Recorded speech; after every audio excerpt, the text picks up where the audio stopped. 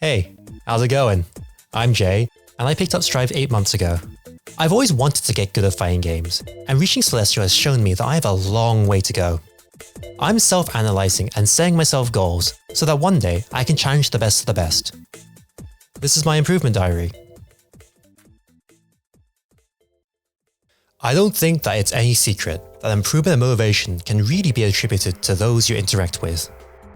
People that cheer you on, people that provide advice, people that genuinely want to see you succeed.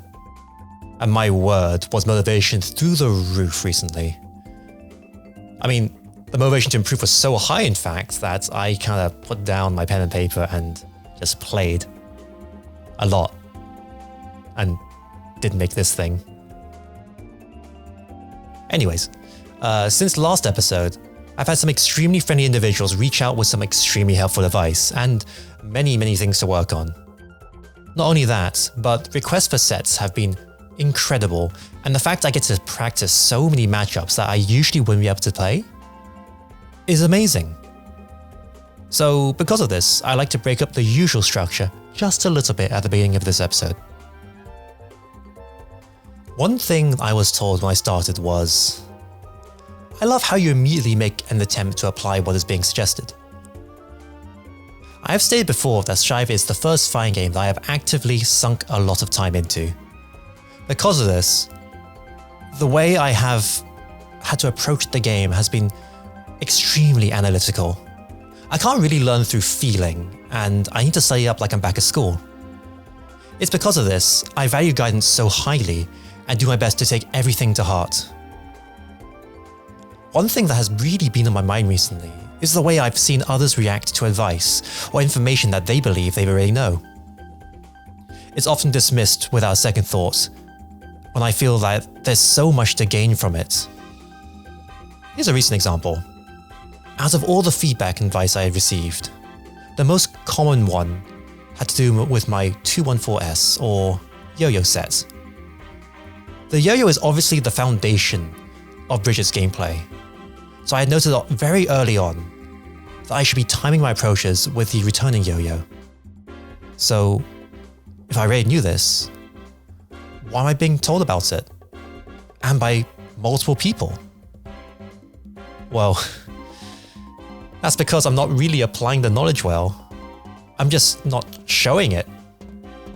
Simply watching my VODs displayed the fact that I'm not representing the yo-yo set in neutral enough, nor am I actually timing my approaches correctly. But why am I mentioning this? As previously mentioned, the amount of feedback I received was incredible, and it has really shaped the way I approach and think about the game. And I hope that, as I get better, I don't get complacent. Now, with that out the way, let's go back to how it usually begins. Last time, I tried to apply IADFD into my corner escape plan. The theory is that if I were to try and air dash out, the faster fall time would help me avoid anything that would be thrown at me. And, well, I was definitely seeing some very encouraging results. The main problem that I encountered was actually the fact that I was going for it far too often and getting punished as a result.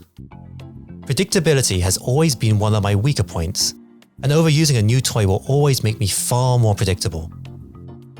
I think that in order to make this really shine, I would actually have to use it less. So, here's to using it less, and keeping the opponent guessing. On the subject of predictability, my close slash follow-ups were another thing I wanted to improve on. So, how did this goal go? Pretty well actually.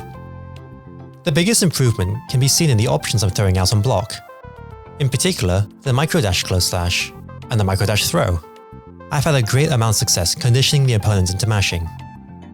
Well, unfortunately, it's here that the improvement somewhat falls flat.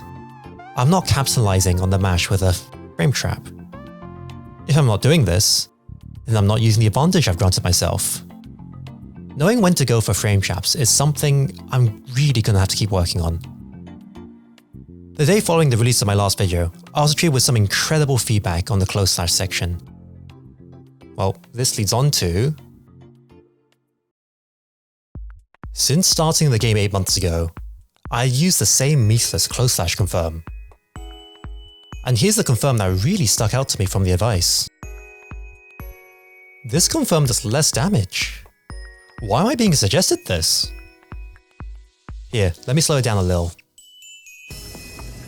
The new confirm lands earlier and slightly further away. This opens up many more options, and here are some that I came up with. Oh, if only I had learned this as my default, I thought to myself. Whilst in reality, I would have just simply dismissed the option in the past.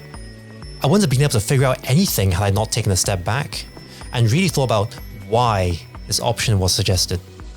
So this begs the question, where else in my basics could really use some re-evaluating? Here's 3 I came up with. There are many more, but let's stick to 3 for now. The obvious one I've already mentioned in this video is my use of the yo-yo set. Relearning the timing of when it comes back is a must, but more importantly, I need to learn to get the yo-yo out in neutral more frequently. One way that was suggested to me was if I had conditioned my opponent to block a frame trap with my close slash pressure, was to just throw it out after my close slash. The timing and placement of the yo-yo will put me in a very similar situation to my blue wild assault pressure, which is one of my favorite things to do. So I would have already learnt several sequences to follow up on. I need to make sure I'm properly spaced when I throw yo-yo, otherwise I run the risk of getting caught. Additionally, I need to learn the range to pressure from, as the further away I am from the yo-yo set, the less effective it is. Oh, and speaking of proper spacing, did you know that the slash button can be used for something that isn't close slash? You did? Well, I didn't. I'd always use 5H as my long poke range. My thought back then was, well, 5H is a longer range than my fast slash, so why would I ever use my fast slash? Wow, 5H is a long recovery. I mean, it's fine if I hit, but if I whiff, ouch, you know? So, what does this actually mean for me? Having a safer poke means I can control space more effectively. 5H is still an amazing button, but in general I should really be rotating both my options based on the situation. Okay, hear me out. I know in the first episode I said, on top of this, in general these goals won't be super matchup specific, or things that will improve over time, since, you know, drop combos will just improve. But you should see the number of times I have dropped corner conversions since I've started learning multiple different routes. This is something that I usually work on silently in the background, but something extremely helpful was passed my way. And what was this thing? Well, it was some very basic combo theory of Bridget's routes near the corner. And after becoming a little more fluent with the structure, I can really just mix and match buttons as I please, such as swapping 2 H's out for 6 H's. To my understanding, on a very basic level, corner routing goes a little bit like this.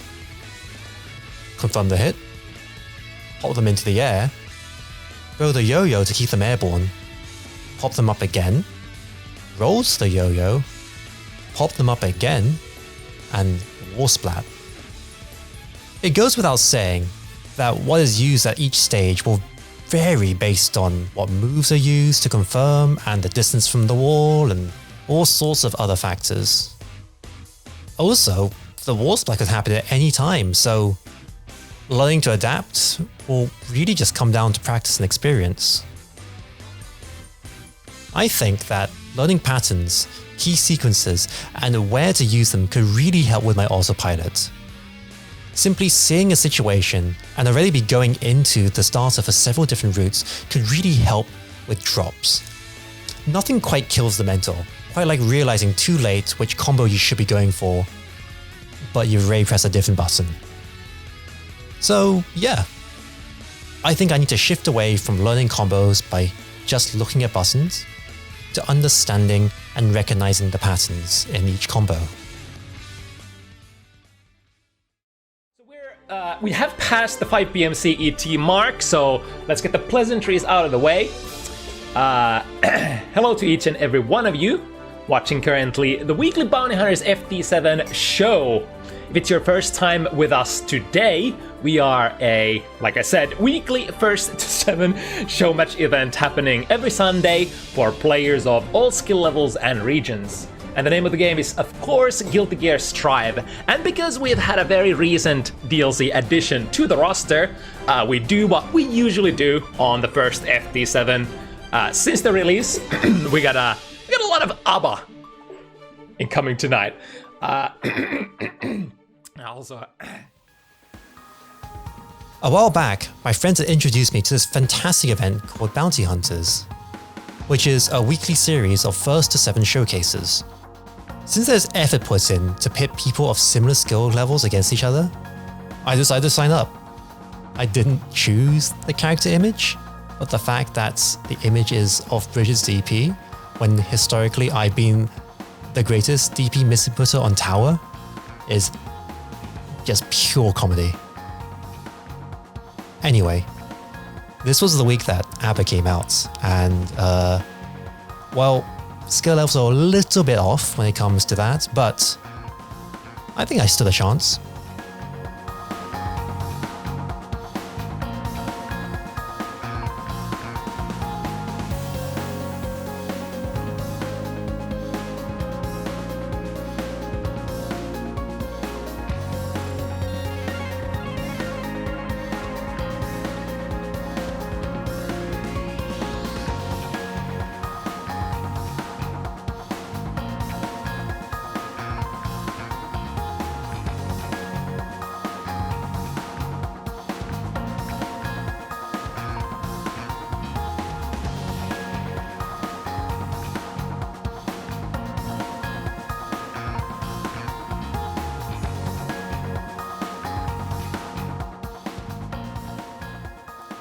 I'll leave a link to that week's VOD, but the main point I want to touch on is something that really happens very frequently to me, and that's my inability to close out rounds, games, and sets.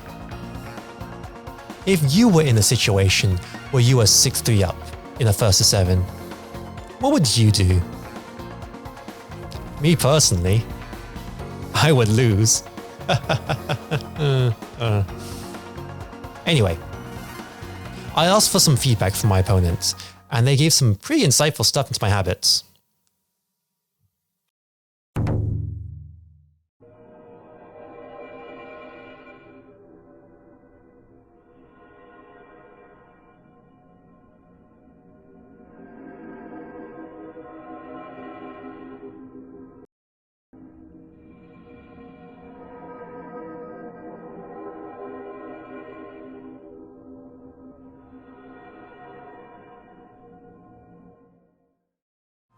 This isn't actually the first time I received feedback similar to this. Often they would allude to, or just outright say, that I'm lacking confidence in the way I play sometimes. And I can definitely see where they're coming from. If I keep playing scared, not only will I become predictable, if I never took a risk, I would literally be waiting for my opponents just to hit me. Now, I'm not saying that I'm going to run headfirst into attacks the whole time, but I'm certainly going to have to stand my ground a little bit better. Otherwise, I'm going to be throwing away advantages. Look, this right here is going to be a big change in mindset for me. The willingness to gamble is something I rarely do, despite the fact that my character is built around constant mixes. If I'm not willing to take a risk, I'm just waiting to lose. what's it gonna be? High? Good defense from Naria. Oh my god, defending against all of that. But on the way out, getting hit by the yo-yo. Not too bad still. Normal mode though. Are we able to get the activation? Here we go! Is that actually gonna kill? No! Dash into it. Done! Zai! No! Burst out! Too late, and Maria steals it from a 3-6 situation. Coming back and swinging wild dab.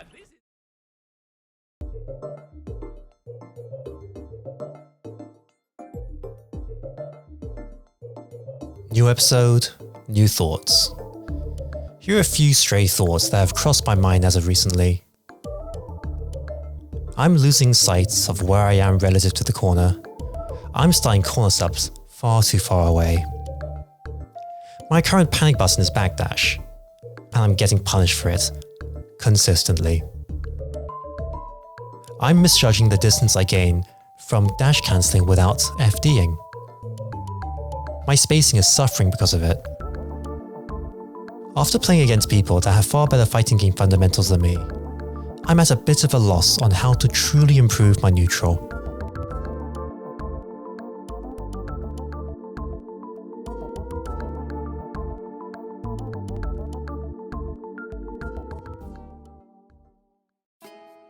So, where does this leave me currently? I feel like I'm in a situation where I really need to take a step back and reevaluate the knowledge and habits that have gotten me to this level. Probably the best way to achieve this will be to really think about how I play in each and every single one of my matches. Which is exactly what I've been doing while streaming. Like that segue? Between matches, I've been writing myself notes and thinking about things to look out for and things to work on. Such as this one. Milk, eggs and... Sorry, wrong one. Wrong list. Here we go. Wow. There's some common things I keep seeing here, huh? Well, if this is doing anything, it's pushing myself to analyze the games as I play them. With any luck in the future, this will help me adapt faster in a tournament setting. But I've been rambling for a little too long now. So, I hope we can keep growing together. I'll catch you in a bit.